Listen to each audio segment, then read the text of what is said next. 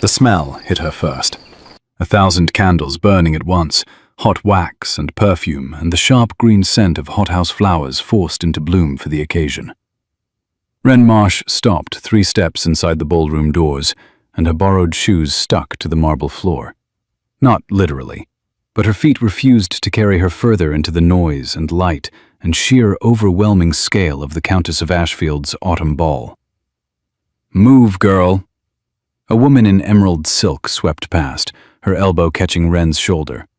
"You're blocking the entrance." Wren moved. She moved the way she always did. Too fast, too much. Her hip caught the edge of a gilded side table. A vase of white roses wobbled. She grabbed it with both hands, steadied it, and in doing so knocked a glass of champagne from the tray of a passing footman. The glass shattered on the marble. The footman looked at her the way one looks at a horse that has wandered into a church. "Sorry," Wren said. "I'm so sorry. I'll clean." "Leave it." The footman's voice was ice. She left it, stepped over the spreading puddle of champagne, and pressed herself against the nearest wall, breathing hard. The ballroom stretched before her like a gilded mouth. 300 people, possibly more, all of them dressed in fabrics that cost more than the cottage where she'd grown up. The chandeliers threw prismatic light across everything, and the orchestra played something complicated in a minor key, and the laughter was everywhere. Bright, sharp, practiced laughter that sounded nothing like joy. Lady Marchmont had abandoned her within 60 seconds of arrival. "Find me when you need to leave, dear," she'd said, already gravitating toward a cluster of elderly women near the card room. "Or don't find me. I'll be losing at whist until midnight." Wren pressed her back flat against the wall and catalogued everything she couldn't do. She couldn't read the dance card. The elegant copperplate might as well have been Greek. She couldn't dance. Her father had taught her to shoe horses, not waltz. She couldn't curtsy. She'd practiced on the carriage ride here and nearly put her knee through the floor. She couldn't identify a single soul in this room, couldn't decode the language of fans and gloves, and exactly how much cleavage was appropriate for an unmarried woman under 30. What she could do, identify every horse in the stable yard by gait alone, set a fractured bone, start a fire in rain, calm a mare in labor. None of these skills seemed applicable.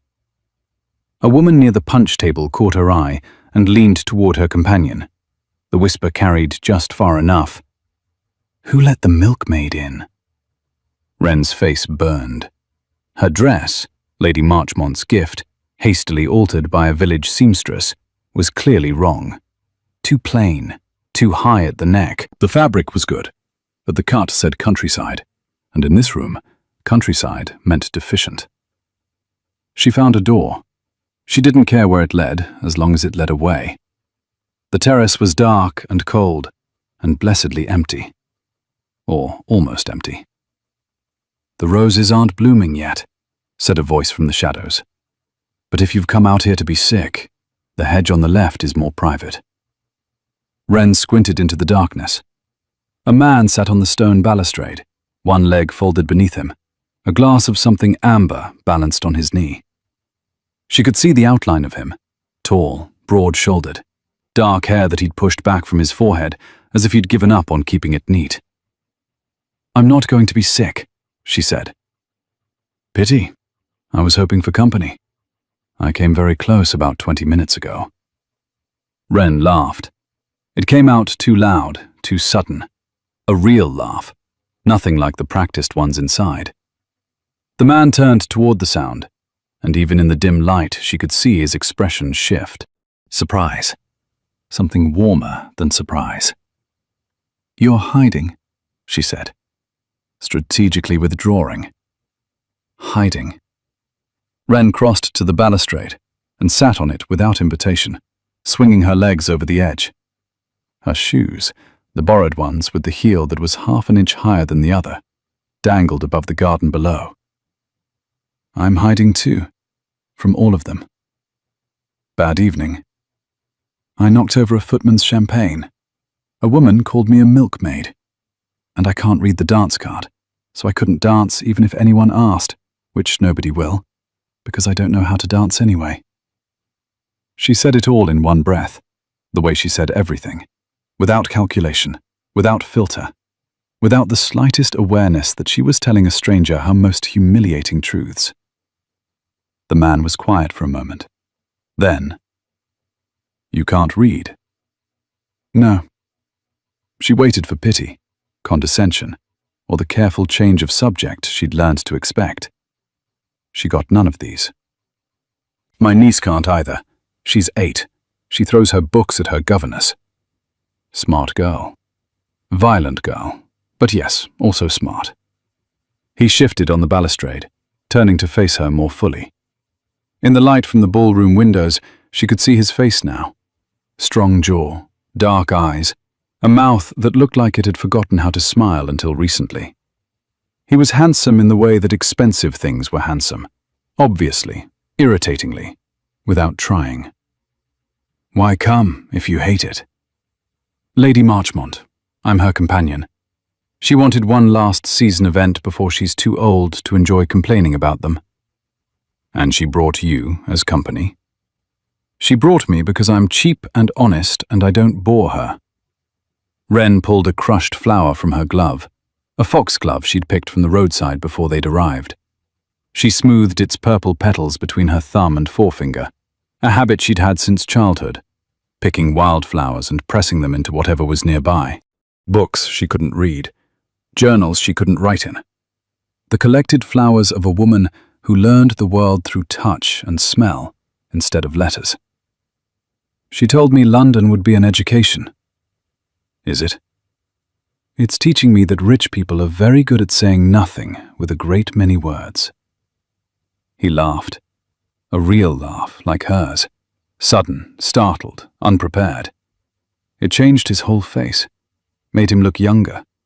Made him look like someone who hadn't laughed enough lately. "I don't know your name," he said. "Wren, like the bird." "Small and loud?" "Small and impossible to catch." She looked at him sideways. "Yours?" "Julian." "Just Julian." He hesitated. A fraction of a second, barely noticeable. But Wren noticed things. She noticed the quality of his coat, the signet ring he'd turned inward on his finger so the crest didn't show. The fact that he was hiding on a terrace instead of dancing inside. "Just Julian," he said. She let it go, not because she believed him, but because she understood the need to be just a name in the dark. "Well, just Julian." She held out the foxglove. "Do you want a flower that's already dying?" He took it. Their fingers touched. Hers rough, calloused, the hands of someone who worked with iron and leather and horseflesh. His warm and dry. He looked at the crushed flower in his palm with an expression she couldn't quite name. "Yes," he said quietly. "I think I do." She saw him again 3 days later in Hyde Park. Lady Marchmont had sent her to walk. "You're making me nervous, girl, pacing like a caged thing. Go exhaust yourself." And Wren had walked until the fashionable paths gave way to the wilder stretches near the Serpentine, where the trees grew thick and the grass wasn't manicured into submission. She came here every morning now. The wilder paths reminded her of home.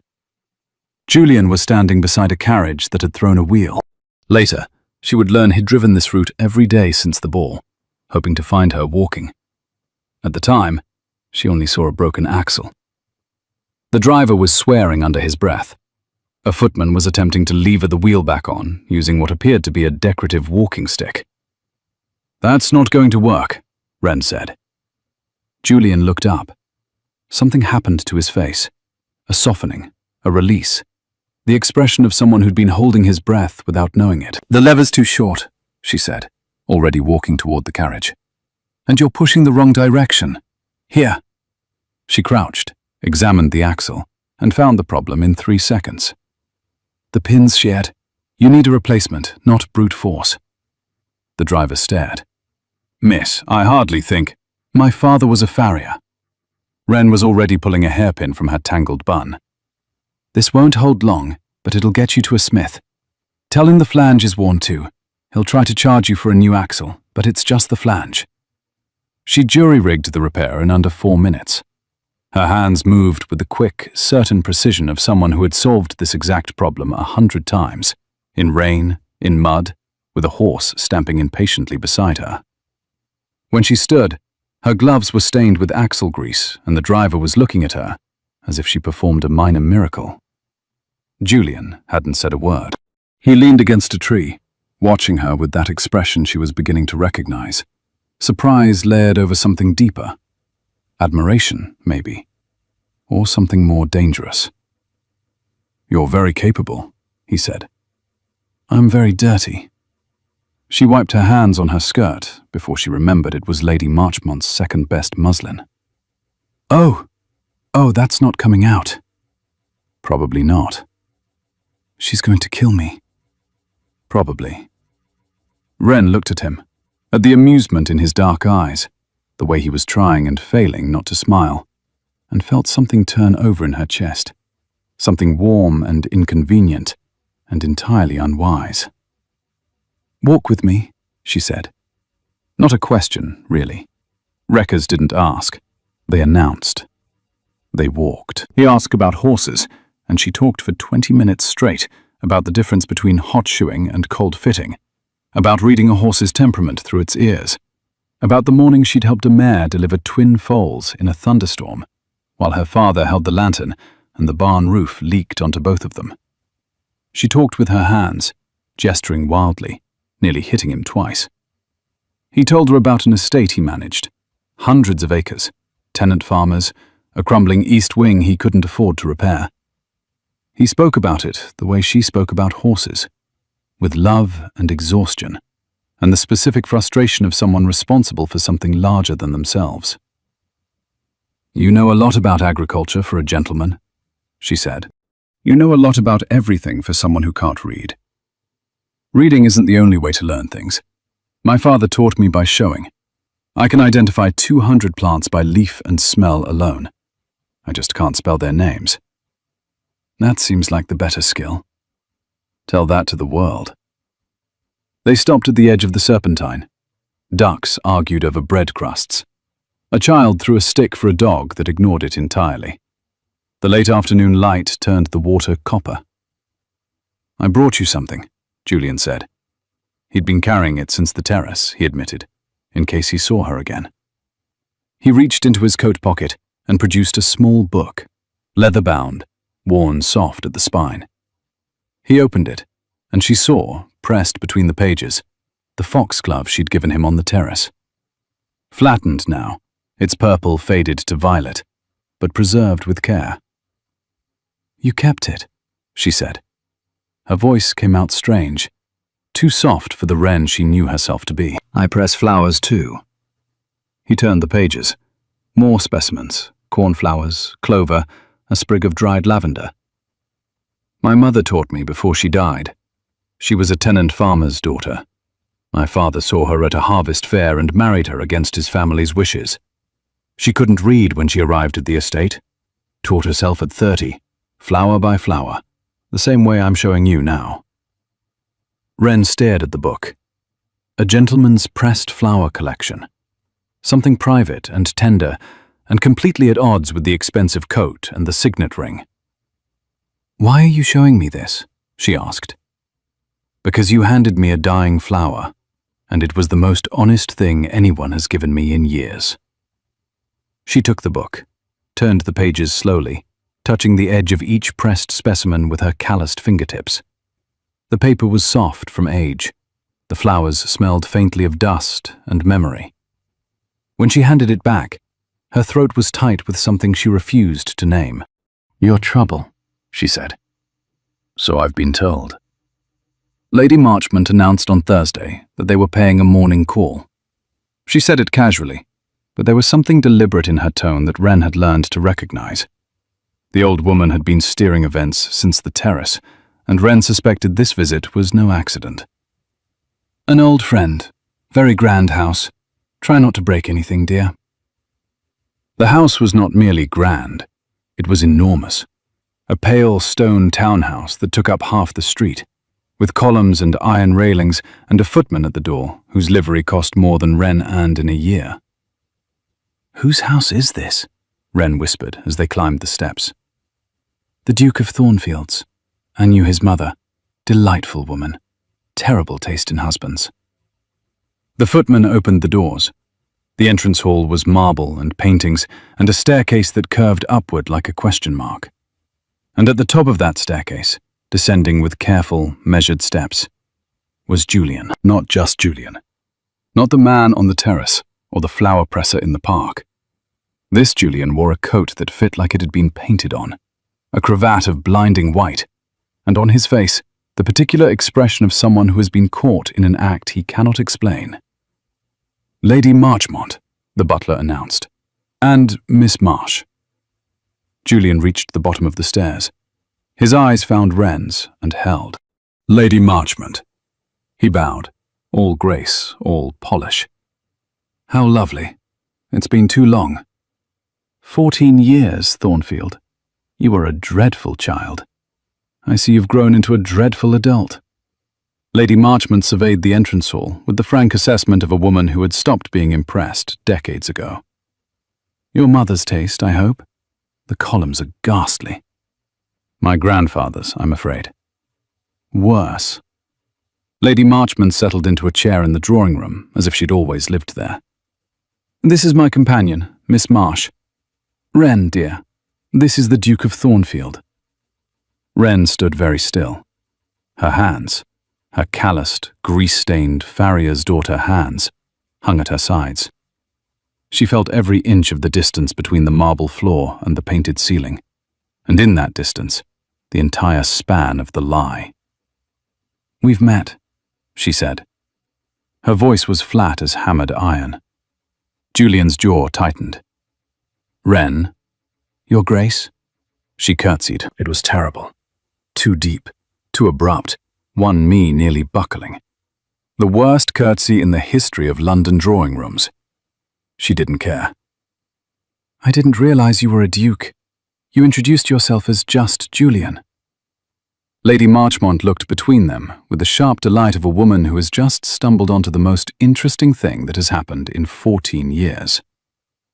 "Oh," she said. "Oh, this is wonderful." Wren did not speak to him for the remainder of the visit. She sat in his drawing room, on his silk-upholstered chair, drinking his tea from his porcelain cup, and said nothing. Lady Marchmont carried the conversation with relish. Julian tried twice to catch Wren's eye.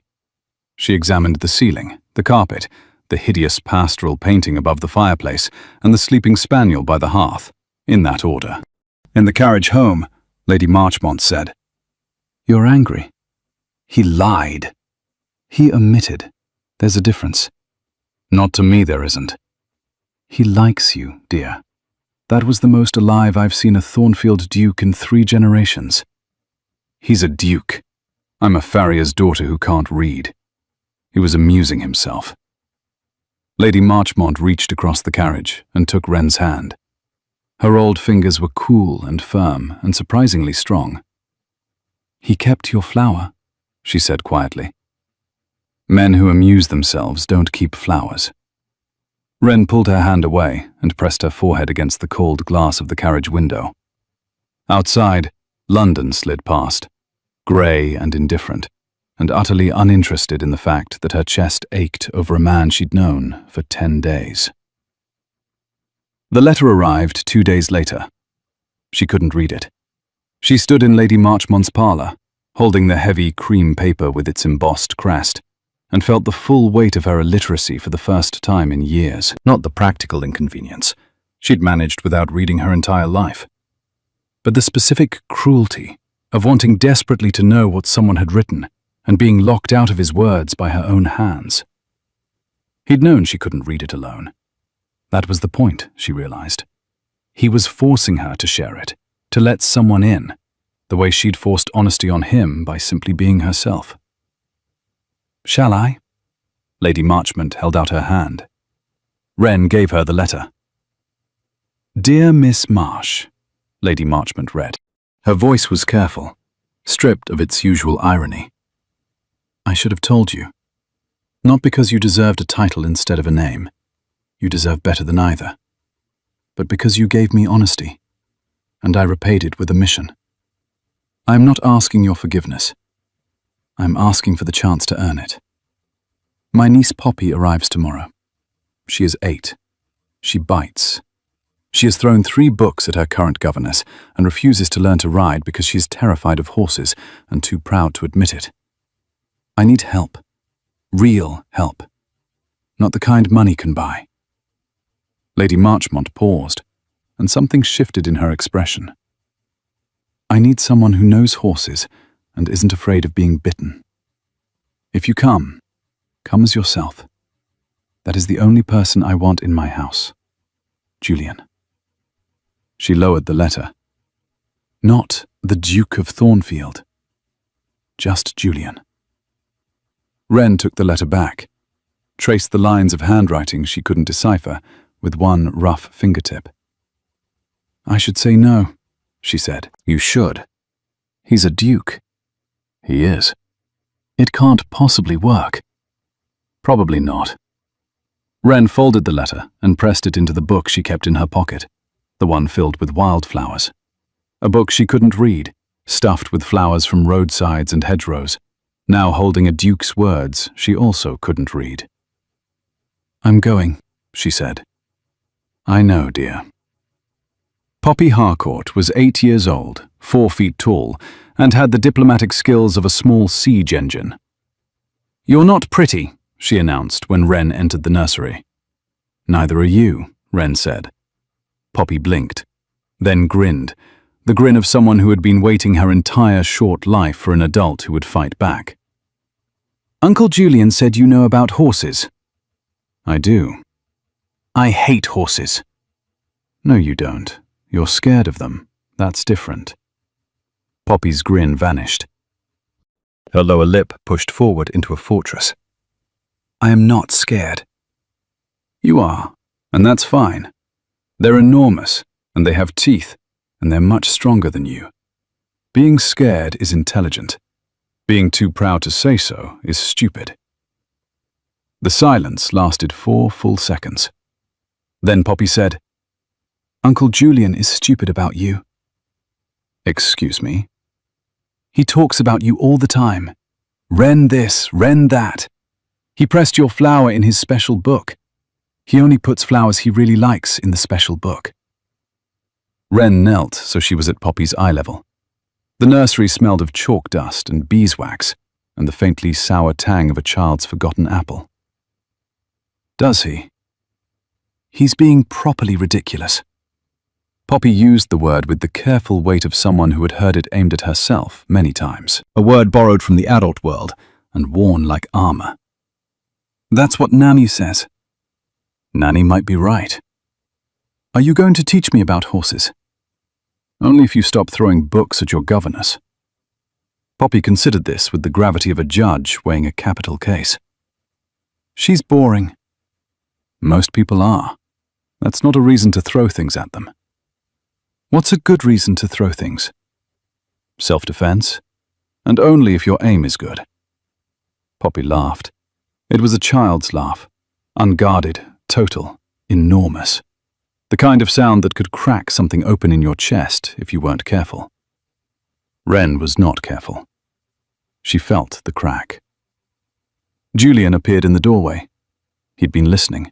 She could tell by his posture, the careful stillness of someone who didn't want to interrupt something fragile. She's staying, Poppy announced. She said I'm not pretty, and she's going to teach me horses. Julian looked at Wren. She looked back. The anger was still there, simmering. But underneath it, something else had taken root. The inconvenient warmth she'd felt in the park. The turning over in her chest that she could no longer pretend was indigestion. Thank you for coming, he said. I came for Poppy, not for you. I know. But when she passed him in the doorway, her shoulder brushed his arm, and neither of them moved away. His coat smelled of pressed flowers and soap, and she held her breath until she was 3 steps past him, and then let it out too fast, and knew he'd heard. 2 weeks. Lady Marchmont had all but pushed her out the door. "Go, girl! I survived 60 years without a companion. I can manage a fortnight. Besides, you're useless to me, lovesick." Wren spent 2 weeks at Thornfield House, and in that time the house became something it hadn't been before. Loud. Poppy's laughter in the stable yard, Wren's voice carrying from the paddock, the sound of a child saying, "I touched his nose, I touched his nose," and crying, not from fear, but from the sheer overwhelm of bravery accomplished. Wren held Poppy while she sobbed into her shoulder, and Julian watched from the stable door with an expression that made Wren's hands shake so badly she had to press them flat against Poppy's back to hide it. They talked. Not about the lie. That wound was healing on its own, slowly, the way real wounds do, not with grand gestures, but with small, consistent acts of truth. He showed her who he actually was. Not the Duke, not just Julian. The real man. The one who pressed flowers and worried about his tenants' leaking roofs, and sat up late reading aloud to Poppy because Poppy couldn't sleep without a story, and her governess refused to do voices. Julian did voices. Terrible, committed, deeply undignified voices. Wren stood outside Poppy's bedroom door one evening and listened to the Duke of Thornfield growl like a bear and squeak like a mouse and speak in the high, warbling register of an elderly witch. And she pressed her forehead against the wall and felt her anger dissolve into something far more dangerous. One evening she found him in the library. He sat at the desk with a book of botanical illustrations open before him, copying something onto small cards in his careful handwriting. "What are you doing?" she asked from the doorway. "Making you a reading system." He held up a card without turning around. On one side, a pressed clover. On the other, the word clover in large, clear letters. "Start with the flowers you know. Match the word to the thing. You already know 200 plants by sight and smell. You just need to connect them to the marks on paper." Wren crossed the room and took the card. The clover was real, one she recognized from the park, from the day they'd walked beside the Serpentine. He'd matched it exactly. Her throat closed. Her eyes burned. She gripped the card hard enough to bend it. "You don't have to use them," he said quickly, turning now, reading her face with sudden alarm. "I only thought, no one has ever done this for me." She turned the card over, then back. The clover on one side, its name on the other. A bridge between the world she knew and the one she'd been locked out of. "No one ever thought I was worth teaching." "That," Julian said quietly, "is the single most incorrect thing anyone has ever said in this room. And my grandfather once declared in this very chair that France was a myth." She laughed, a wet, unsteady laugh. He reached for her hand. She let him take it. His thumb traced the ridge of callus where the farrier's rasp sat, the roughness that mapped her palm like a second language. "These hands," he said, "are my favorite thing in London." She pulled away, not because she wanted to, but because if she didn't, she would do something irreversible. And she was not ready to be irreversible with him. Not yet. Not until she was sure. The autumn ball, the final event of the season, Lady Whitmore's annual triumph of silk and judgment, and the precise calibration of who belonged and who did not. Julian asked her to attend, not as Lady Marchmont's companion, not as the farrier's daughter from the country, as his guest. She said yes before she could stop herself. Pure wrecker, pure impulse, the word leaving her mouth while her brain was still assembling its objections. The ballroom was the same one from her first night in London. The Countess of Ashfield lent her rooms for the season's grandest occasions, and Lady Whitmore had claimed them for the finale. Same chandeliers, same marble, same perfumed heat that pressed against the skin like a warm hand. But this time, she walked in on the arm of the Duke of Thornfield, and the room went silent. 300 people turned. 300 pairs of eyes performed the same calculation. Her plain dress, her ungloved hands, her impossible position beside the most eligible man in England. The whispers began before they'd crossed the threshold. Lady Whitmore materialized from the crowd like a warship emerging from fog. She was beautiful, immaculate, dressed in ivory silk that probably required 3 servants and an engineering degree to assemble. "Your Grace." She curtsied to Julian. A perfect curtsy, the kind Wren would never achieve if she practiced for a century. "What a lovely surprise. And you've brought—" She let her gaze land on Wren and rest there with the careful weight of a verdict. "Miss Marsh, isn't it? Lady Marchmont's companion?" "Yes," Wren said. "How brave of you to come." The word brave was doing a tremendous amount of work. It meant wrong. It meant unwanted. It meant you don't belong here, and we both know it. And I am saying this with a smile so that no one can accuse me of cruelty. Julian's hand tightened on Wren's arm. She felt him coiling, gathering words, preparing to step between her and the blade. She squeezed his wrist once. "Don't. This is mine." "I can't read," Wren said. Her voice carried. She hadn't meant it to, but she was a farrier's daughter, and farriers learned to project over the sound of hammering iron and stamping hooves. "I can't dance. I can't curtsy properly. I can't do a single thing that anyone in this room considers important." The silence deepened, spread outward from them in rings, like a stone dropped in still water. Lady Whitmore's smile sharpened to a point. "But I can shoe a horse in under 8 minutes, Wren continued. "I can set a broken bone. I can tell you the name of every wildflower between here and Yorkshire by sight and smell alone." She looked at Lady Whitmore, looked directly into those perfect porcelain blue eyes. "And I can tell when someone is miserable, even when they're smiling perfectly. Especially then." Lady Whitmore's smile cracked. Not shattered, cracked. A hairline fracture in the facade, visible for one instant before she repaired it with the speed of long practice. But Wren had seen it, and the room had seen Wren see it. "You are being," Lady Whitmore began. "Honest," Wren said. "I'm being honest. I know it isn't done properly here, but I'm told that's what I do best." Julian, beside her, made a sound that was half laugh, half breath, half something she would think about for days. He turned to the orchestra. "Would you play a waltz?" he called. The orchestra played. Julian offered his hand. Wren took it. "I can't dance," she whispered. "I know. Neither can I, really. I've been performing competence for years." They danced. It was terrible. She stepped on his feet twice, the second time hard enough that he winced. He led her into a column.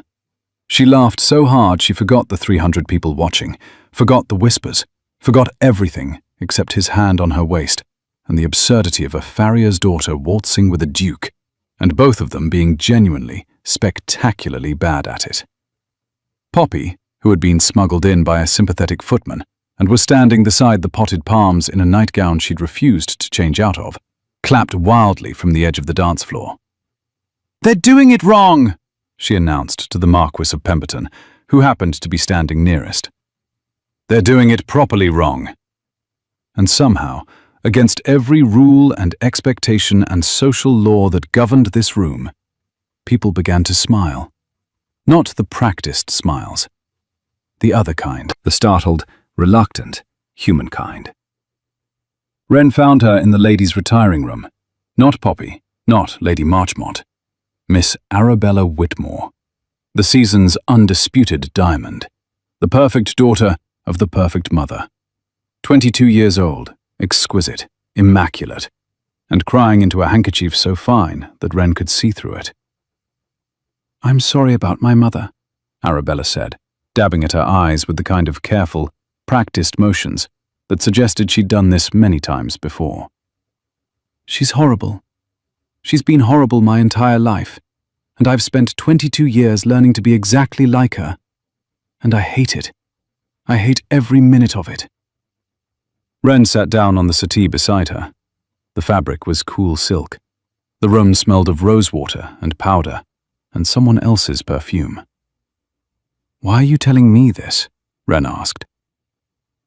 "Because you said the true thing. Out there, in front of everyone." Arabella's voice cracked along the same fault line as her mother's smile. "Nobody ever says the true thing here. We just perform. Every day, every ball, every morning call. Performing and performing until you can't remember what's underneath the performance." Wren thought about Julian's words on the terrace, a lifetime ago. "The most honest thing anyone has given me in years." "You could stop," Wren said. "I can't. You don't understand what it's like." "I understand better than you think." Wren looked at her. "I spent 24 years being told I was less because I can't read. You've spent 22 being told you're nothing without perfection. Different cage, same lock." Arabella stared at her. Then she laughed. A wet, ungraceful, entirely genuine laugh that sounded nothing like her mother's. "Teach me," she said. "How to stop pretending." "I can't teach that. You just stop. One day you open your mouth and say the actual thing instead of the pretty version of the thing. It's terrifying. Your voice shakes. Your mother will look at you like you've broken something. And then? And then you find out who stays." Julian found her on the terrace, the same darkness, the same stone balustrade, the same October cold that smelled of dying roses and chimney smoke. She was sitting exactly where she'd sat that first night, legs dangling, borrowed shoes kicked off and balanced on the railing beside her. "You caused a riot," he said from the doorway. "I caused a conversation. Those are different." He sat beside her, close. His shoulder pressed against hers. The cold air bit at her bare arms, but she could feel his warmth through his coat and her thin dress, and it was enough. "I should be furious with you for that," he said. "Are you?" "I'm trying very hard to be, but you're making it impossible." He turned to face her. In the light from the ballroom windows, she could see his expression. Open, undone, stripped of every polished surface he'd ever been taught to wear. "Wren, don't." She held up one hand. "Don't say something grand. Don't make a speech. Don't be the Duke of Thornfield right now. If you're going to say something, just say it plainly." "I love you." "Wrong order." Wren turned to face him. She took his face in both hands, her calloused, work-rough, ungloved hands against the sharp line of his jaw. He closed his eyes at her touch. "I love you. I'm saying it first because I'll say it worse and mean it more. I love you, and I can't read, and I can't dance, and I will never curtsy properly. And I will embarrass you at every single event for the rest of your life. I will say the wrong thing. I will break things. I will track stable mud into ballrooms. This is what you're getting." Julian pressed his forehead against hers. His breath was warm on her lips. His hands came up to cover hers where they held his face. "I know exactly what I'm getting," he said. "I have conditions." "Name them." "Don't try to fix me. Don't hire tutors unless I ask for them. And teach Poppy to ride properly. She's brave enough now. She just needs someone she trusts in the saddle beside her." "Done. All of it. Anything." "And stop hiding on terraces. You belong inside with people, even the terrible ones. Only if you're beside me." Wren kissed him. It was not a gentle kiss, or a careful one, or the kind of kiss that unfolds slowly by candlelight. It was a wrecker's kiss, sudden, total, irreversible. Her hands still gripping his face, his arms coming around her so fast he knocked her borrowed shoes off the balustrade. They tumbled into the garden below and landed somewhere in the rosebeds with a faint double thud. "Those were borrowed," she said against his mouth. "I'll buy you new ones." "I don't want new ones. I want those ones. They're uneven and ugly, and they're mine." Then I'll climb down and get them. In that coat? In any coat. In no coat. He pulled back just far enough to look at her, and his face, the Duke of Thornfield's handsome, expensive, exhausted face, was blazing with something that looked like the opposite of performance. You are the only real thing in my entire life. I am not letting you go over a pair of shoes. From somewhere below, inside the bright windows of the ballroom, Poppy's voice carried upward with the perfect clarity of a child who has never once modulated her volume. Are they kissing? I bet they're kissing. Uncle Julian is being properly ridiculous again. Wren laughed into Julian's shoulder. He pulled her closer. The October air smelled of dying roses and smoke and the first frost of the season. Properly ridiculous, he agreed against her hair. Properly, completely, irreversibly ridiculous. 6 months later, the ballroom at Thornfield House was full of wildflowers.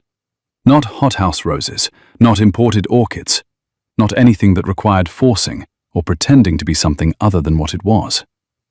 Foxgloves and clover and cornflowers and lavender, arranged in mismatched clay jars on every surface, spilling purple and blue and white across the same tables that had once held crystal and polished silver. Wren stood in the center of it all, attempting a curtsy. It was still terrible. Lower, Poppy instructed from the pianoforte bench, where she sat with a book open in her lap. She wasn't throwing it. She was reading it, slowly, carefully, her finger moving under each word. Wren had taught her the flower card method, and Poppy had taken to it the way she took to everything, with ferocious, stubborn determination. You have to go lower, Aunt Wren. If I go any lower, I'll fall over. Then fall over properly. Wren caught the word and smiled. Properly. It had been Lady Whitmore's weapon once, London's measuring stick, the standard Wren could never reach. Now Poppy wielded it the way Julian did, with warmth, with mischief, with the quiet understanding that properly meant nothing at all unless it meant honestly. Julian appeared in the doorway. He was carrying a new book, leather-bound, thin, with pressed flowers visible between the pages. Their collection now, not just his.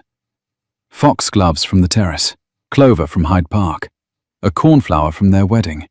10 minutes at the village church, Poppy as the only attendant, Lady Marchmont weeping into a handkerchief and insisting it was allergies. I made you a new card, he said, crossing the room.